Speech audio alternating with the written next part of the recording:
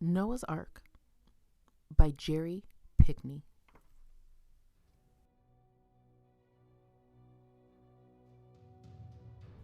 God was not pleased with the people of the earth. They did not care for one another. They did not care for the land that God had made. They did not care for God. God's heart was filled with pain to see the wickedness of mankind. God decided to sweep away all living things on earth. But Noah did what was right in the sight of the Lord, and the Lord loved Noah. God spoke to Noah. Noah put down his basket and listened. God said, "Make an ark out of cypress wood, for I am going to bring a great flood upon the earth, and it will swallow up every living thing."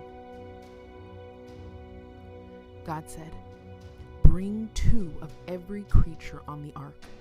Bring food for them and for yourself. I make this promise to you, you and your family, and the animals that you bring with you will be safe." Noah did as the Lord commanded. His family helped him build the ark. Every day it rose higher and higher. It rose over their heads.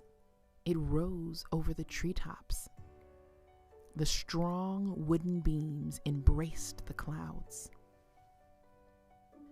At last, the ark was done. Noah filled baskets with grain. His wife baked loaves of bread. His 3 sons gathered grapes and olives.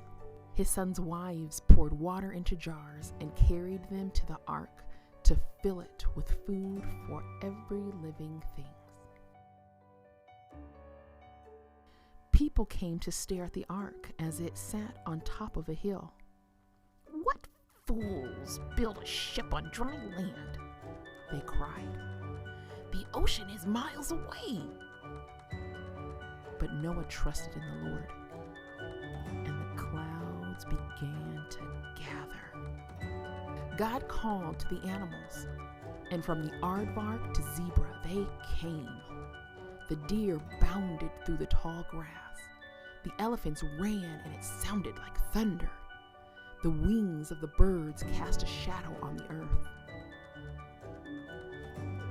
2 by 2 they came, all the animals of the earth. They came to the ark where Noah waited, and Noah welcomed them. They followed him into the ark, and God closed the doors behind them. The rains began. The lakes and the rivers and the creeks and the streams overflowed their banks. The oceans rose. Slowly the water crept over the land, higher and higher. The water rose over cities and towns. Wells swam down ruined streets. Schools of fish darted through empty windows. But God remembered Noah and his family and all the animals on the ark. The ark floated on the waters. Everyone inside was safe. The zebras munched on their hay. The geese gobbled up the grain. The monkeys nibbled on sweet grapes and climbed to the roof where the sparrows perched and sang. After 40 days and 40 nights, the rain stopped falling. God sent a great wind over the earth, and slowly, the waters began to go down. At last, the ark came to rest on top of the highest mountain. But all around, there was nothing but water.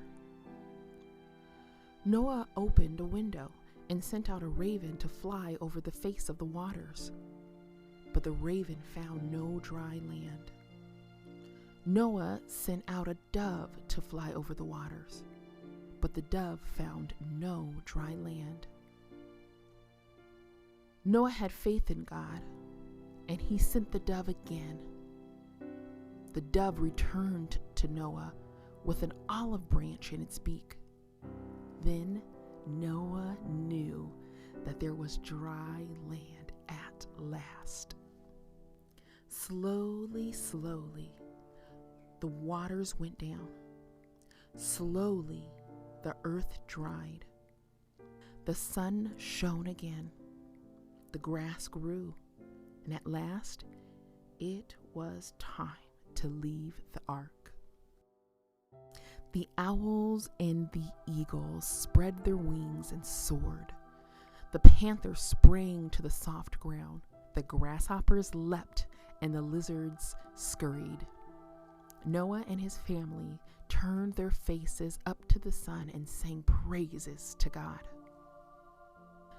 Noah and his family planted seeds for the first harvest.